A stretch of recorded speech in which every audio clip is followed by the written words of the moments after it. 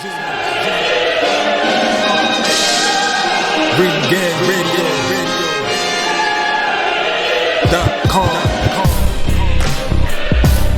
Take over. Last mission. Final boss mode.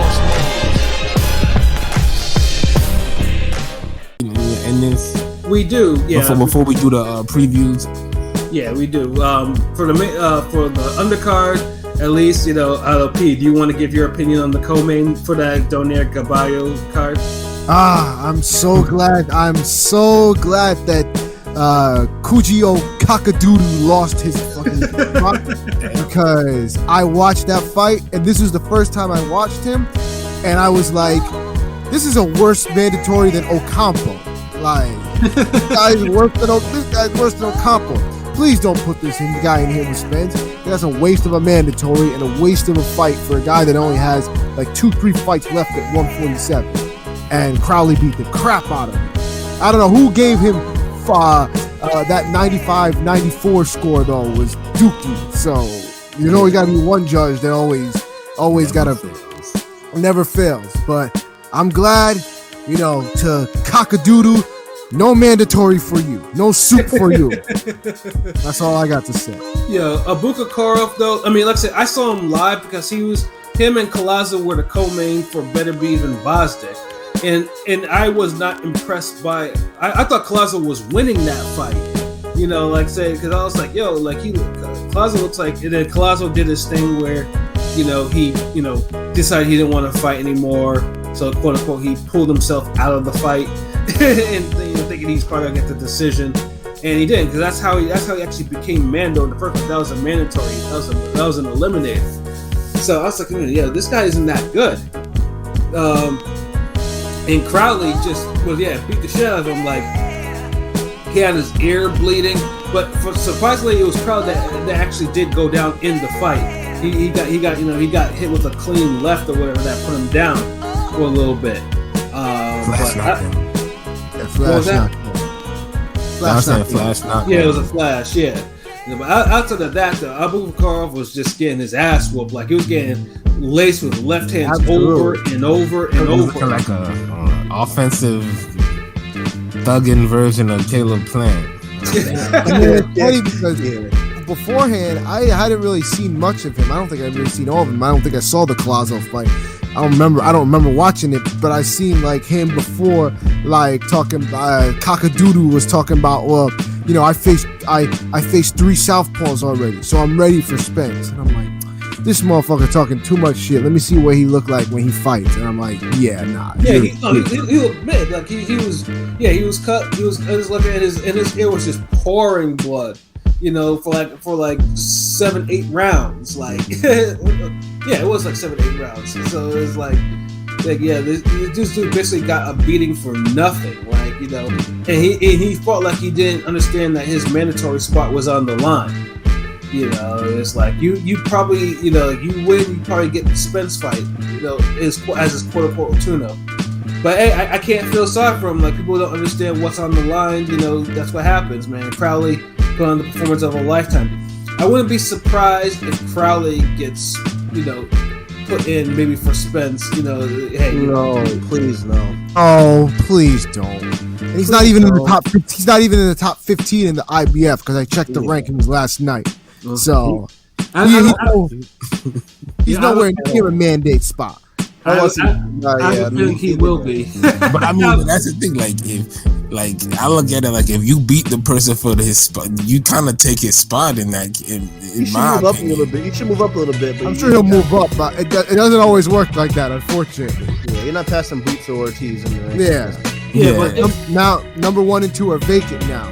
Since Kakadoodoo lost and Porter retires, Porter's there, but yeah, Porter's there. Yeah, so next up, third is Ben, third is Boots, fourth is Ortiz, fifth is Ben, sixth is Galoob, and seventh is Avanesia.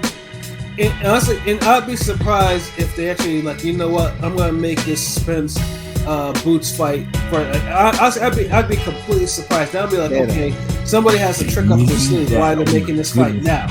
That ain't happening. They should, but they ain't making that shit.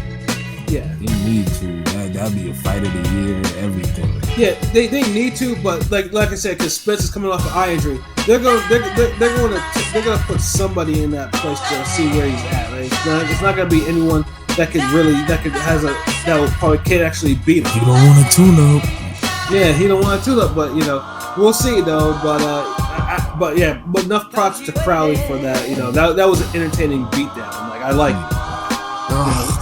Now this sucks because now it's no mandatory and still fucking we gotta watch Kungas and Stanky Onis fight. God damn it.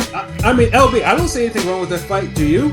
Oh, we're not gonna go. We're not gonna great fight. We're not gonna go through this again. I'm not. I mean, it's actually. Without like trolling. I mean, it is a good fight on paper, like because of the style clash. So I can't be like no. This I don't know. Kungas is mid. Kungas is mid to me, and I'm really not as high as on Stanky Onis as you guys are. Me neither. So, I'm not. He's a better version of you guys. He jabs consistently and lets his hand. So he's a better version of mid. So what's a better version of mid? Look, you have mid, but then you have quality mid. Like Stanky Onis is quality too up and down for my liking.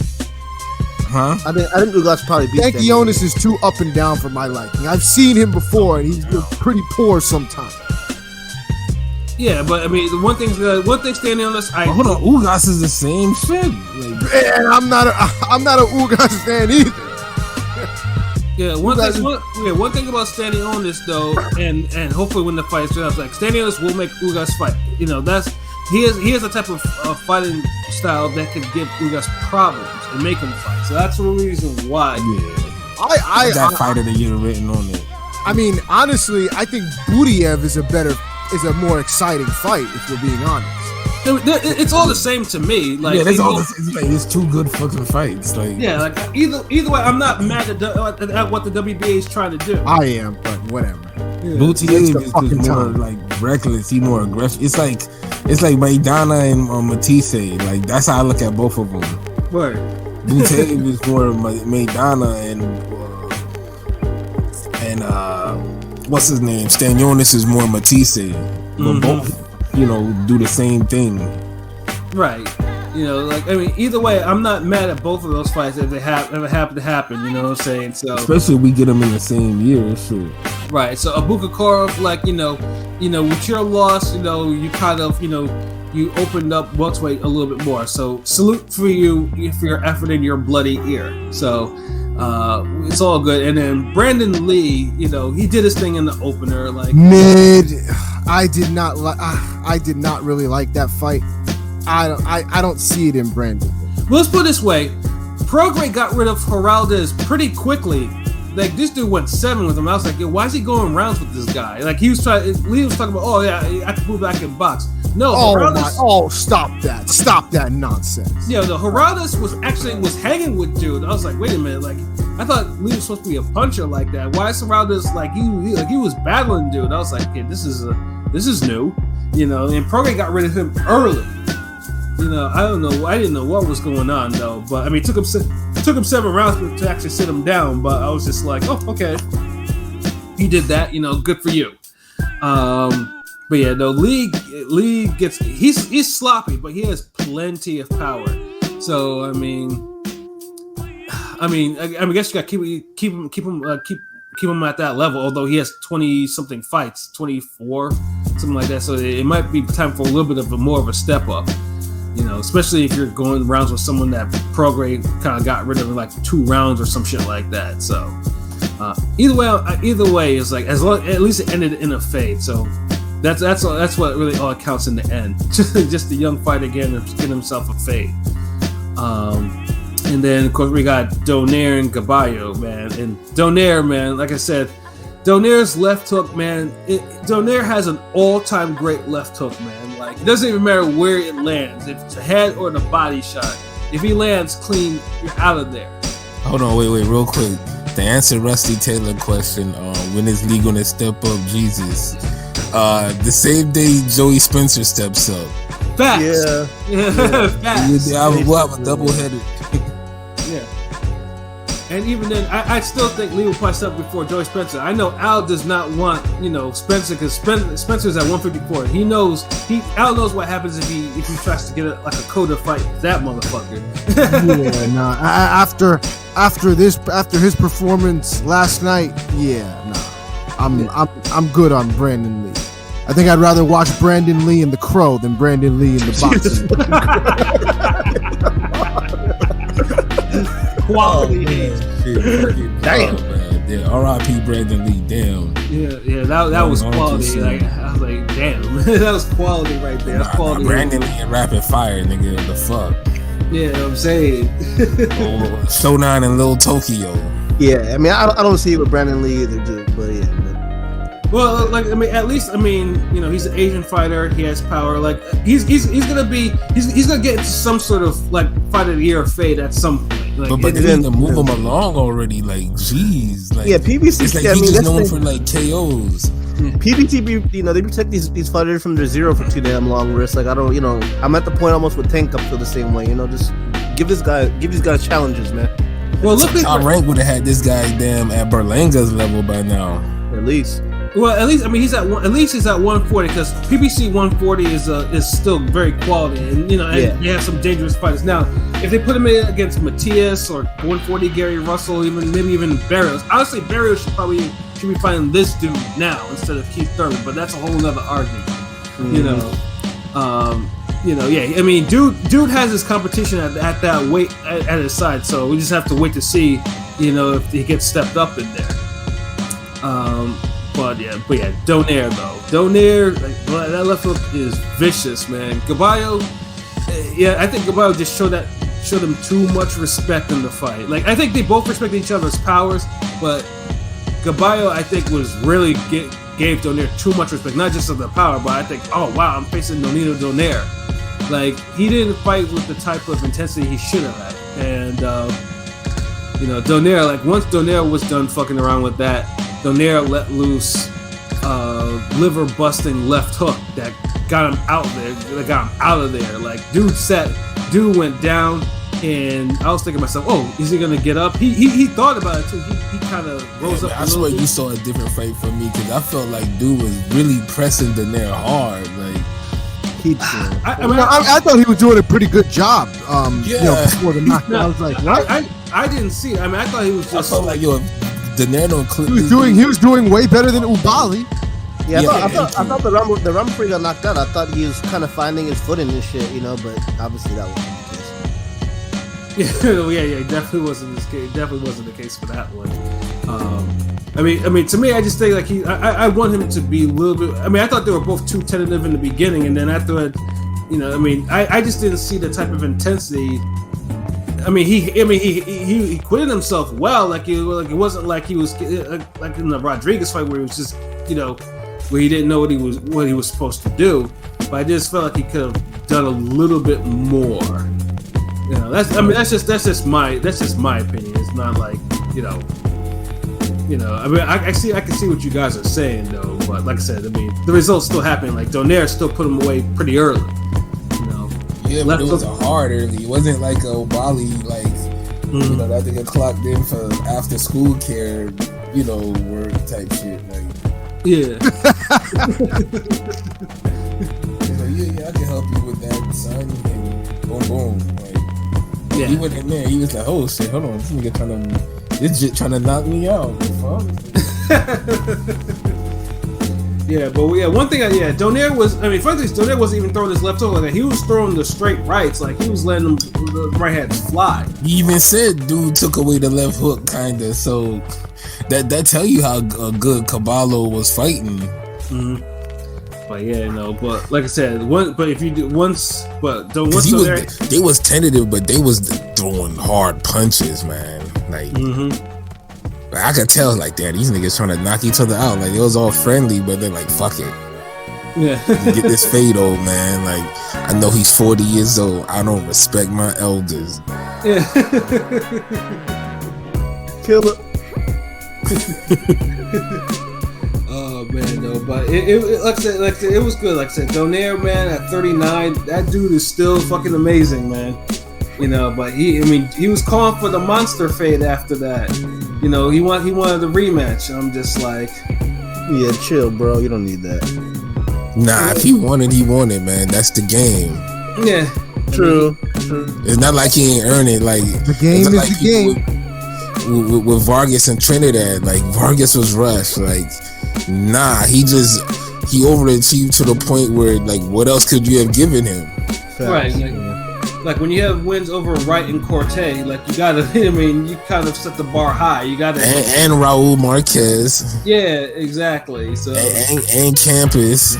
yeah, so Like we're not saying no bullshit names here. Like we telling you like world champions. Like so is at that point like what do you want him to do? Like y'all done got mad if that nigga just sat on his status and you know bullshitted. So right, especially since now Casemiro is pretty much they might have fucked off his belt a little bit. So it's like Well, Casemiro screwed Casemiro. He got nobody to blame but himself. exactly because people want to make it seem like oh man Donaire he's fucking it up like nah bitch like Donaire's the A side. Sometimes you gotta sing a different tune to get that A side fight. exactly.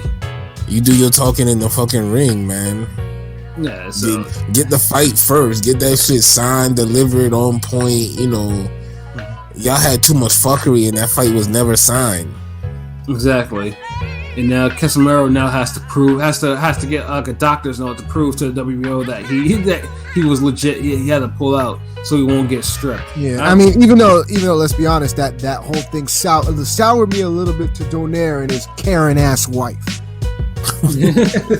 Yeah, I mean, there was a whole bunch of fuckery on that one. Yeah, but it's too much fuckery, especially for the Donaire fight. I'm like, that's fuckery I'd expect from somebody else, but Donaire is like, it wasn't a good look. But at the end of the day, like, who did it hurt more, Donaire or Casemiro? exactly. Casemiro, because That's what we he going. lost the payday. He was involved in one of the worst fights this year, and now he don't even have a worst belt. fight this year. Shit. Yeah, like him and Donaire careers went opposite directions completely for this year. Like Donaire was his last fucking, and he should have realized Donaire was his damn moment. Like damn, if I could beat Donaire, completely or whatever, then I'd be one of the best names. I mean, fucking Donaire and Masago, they held it down for the Philippines this year. Yeah, Masayo, yeah. Yeah, and then like I said, if he beat Donaire, then a monster fight was pretty much all but there for him. Monster Exactly. So, but hey, it looks like we're on the road to get Donaire Monster 2, depending on what Monster does. Because Monster does have a Stay Busy fight this week. It's just I don't even think it's even televised on American TV, which is actually insane to me. But hey, I mean, it's there. I mean, if Donaire He's been having Stay Busy fights ever since the Maloney fight. facts, pure facts. Top Rank's been, oh my god, fucking Top Rank. I don't know. If only they could manage. If only they could promote Inoue the way they do Nico Walsh. Yeah, they have a top 3 fighter in all of boxing at least, and he's Top 2 really, but whatever. Yeah, and he's fighting a legit jobber opponent. Like, what the fuck? Nah, like Top Rank needs to do better with him. They may as well just start releasing their sparring footage. I'm saying. I mean, at least will he be in there with a damn world ranked opponent, a elite guy, instead of these damn career mode bouts. Yeah, it's You too a much. prime puncher, number 2 in the world, number 1 in the world, some people. Yeah, you're not getting. These are type of nondescript fights you having? Nah.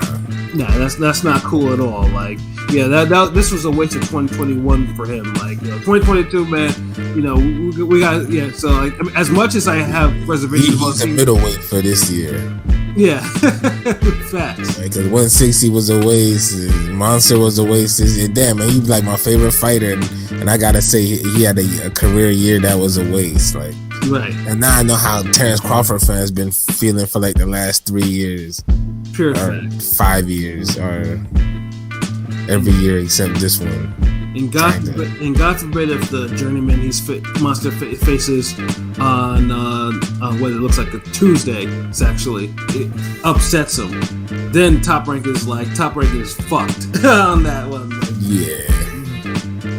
All they need is another Loma loss, and then it's over. Yeah, exactly. We got Michaela Mayer. Okay, then. They put superstar money behind her. Okay. Yeah. Although she's doing a good job of damn self just promoting. Exactly. She's she irritates a lot of people on Twitter. She irritates me, so that means I actually want to see her. A lot of people irritate you, nigga. Like, you that special, like. Yes, nigga. I don't get irritated like that, but she irritates the fuck out of me. Damn. Yeah. See, it's almost on the level of Rusty Taylor hate. Wow, like. Oh man. But overall, like I said, it was a decent weekend of fights or whatever. It was too packed, even too packed for us, So yeah, I'd say, man, you need to cut all that shit out. It don't feel that way to me because there was really no overwhelming fight that was supposed to be the good fight. Like, you had a bunch of mid. It didn't even reach quality mid. Like, quality mid is like a good, it might be a good 7 or 6.5. But this is mid. Well, I mean, with the exception of maybe the PBC card, I think the PBC card is Quality mid still does the job. It gets you blown. That's what I'm saying. Like, that's how quality mid is supposed to be. This was mid. Like, I didn't really feel like my bloodlust didn't go away. Like, Empower didn't help. Like, there's no more BMF. So it's like I needed a few more good punches or something for that night. Like, usually when there's an overload of boxing, there's usually one card that everybody's like, okay, this is the card right here. Like. Yeah, but yeah, you're right. Yeah, no card really stood out. Like I said, the PBC card was slightly, but like I said, it didn't. No card really stood out like that because, yeah, it was. Like, arguably, Donaire had the best, like, opponent wise, but it was dude, had a good record and everything, but it wasn't no like, oh my god type fight. Right. Obali was different. It was a champion. Mm-hmm. So, yeah, and I said before, that Donaire Obali card is probably my favorite card of the year. Like, definitely like top 2. Like, that shit was nothing but brutal fades. And it was just 3 fights, and that shit was just like everything had what you wanted. Exactly. Well, maybe next weekend, which is also going to be super loaded. Just before we actually go, just want to mention some of them before I preview the 2 of them. I mean, obviously we just mentioned the Monster fights on Tuesday. And then on Saturday, there's the Madrimov Sorrow fight. Like I said, 154, and that's that should be. What time is that on Saturday? It's not in America, so I'm pretty sure it's gonna be like a morning fight or an afternoon fight, something like that. It might, God forbid, if it's running the same time as Parker Chisora, which it probably is going to be. But yeah, it's then Parker Chisora 2, the rematch that shouldn't be because everyone knows Chisora won the first fight. But yeah, that's mid, right? And but Sorrel Madrimov is like quality mid. That's actually good. Actually, I actually want to see that fight. That's all. That should be a great fight. Like, because pretty much someone's will be closer to a title shot after that fight. Sorrow is quality. Madrimov is a quality fighter, although he's flawed. He has plenty of flaws. So yeah, Sorrow's flawed too, but they match up well. It's a damn good fight. Exactly. So yeah, it's a lot of overload in the shit though. But at least it's at 160, right, or 154. 154. Always. 150. Oh, okay, yeah. This damn okay. Yeah, and then of So course, I figured Soro would have moved up by now. nah, I mean, honestly, I think he wants to be 154 champion. And truthfully, he should. I mean, they ain't nothing at 160 right now. I mean, 160 is like kind of gridlocked right now. You know, they ain't shit there. You might as well stay in the division where shit does actually move. So, yeah, and then of course for the PBC fight, you have the Morel Alontes Fox main event, which is like that's probably your mid fight. Is that Fox that got robbed, right? No, it's his brother. The one that knocked down Andre in his last HBO fight, and but lost the decision. Hold on, is that the wrong sport ass nigga? Alontes Fox. That's Michael Fox, Macau Fox's brother. Yeah, that's the one that fought Andre. Damn, was that the tall ass nigga? Yeah, he's like 6'4". Yeah, that's what the wrong sport ass nigga. Yeah, call him the wrong sport ass nigga. Yeah, that's him. Yeah, he's. Okay. Hold on. So he's not fighting. His brother's fighting. Yeah.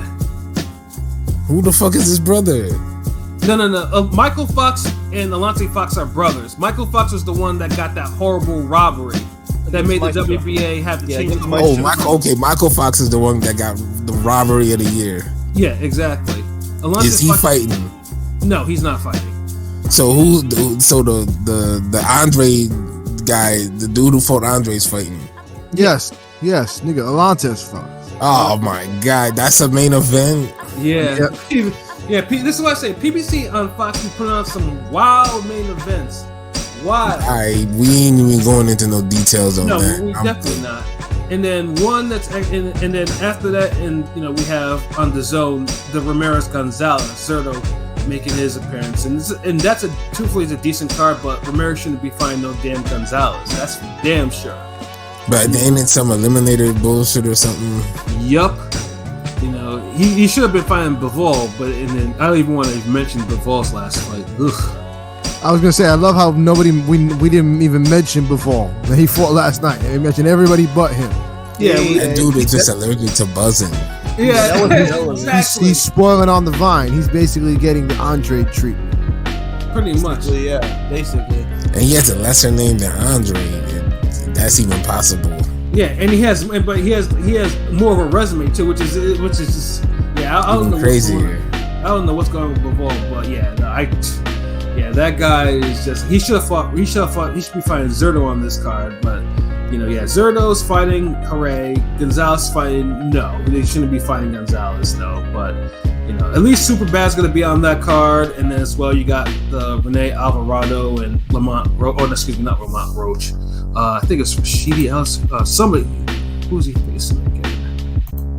Oh, it's a Golden Boy card. Yeah, that's okay. Now I'm changing my mind a little. Yeah. Lamont Roach. What time is this? Like 8 o'clock or something? Yeah, so it's around 8 o'clock. So that's at least it's a quality card for Golden Boy. And that's on Saturday. Yeah, it's on Saturday. Oh, okay. So Madrimal Sora is probably like early, maybe 11, 12. Mm-hmm. So Sora probably going to start at like 1 or 2. Right. But that's the Fox. That's like a quality. That's almost a quality, like a midpoint half level of boxing for that day. Right, and then of course but the two main cards preview are pretty much like one is a quality fight, the other one is just it's gonna have the eyes of the sporting world on it.